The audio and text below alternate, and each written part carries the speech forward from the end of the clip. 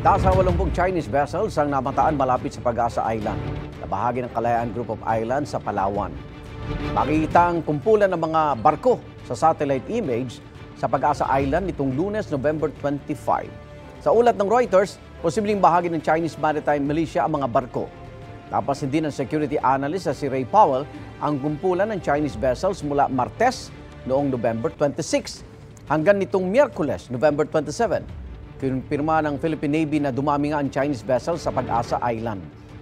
Posibleng galing daw ang mga barko sa Subi o Zamora Reef kung saan sumilong ang mga ito dahil sa mga nagdaang bagyo. Sabi ng Philippine Navy, hindi dapat ikaalarma ang pagdami ng Chinese vessels. Within the territorial sea of Pag-asa is Subi Reef. Subi Reef, Johnson, Mischief, these are bases of the PLA na kung saan dumadaong yung kanilang PLA Navy, Coast Guard, and the Maritime Militia. Nagkataon na a particular place, a particular time.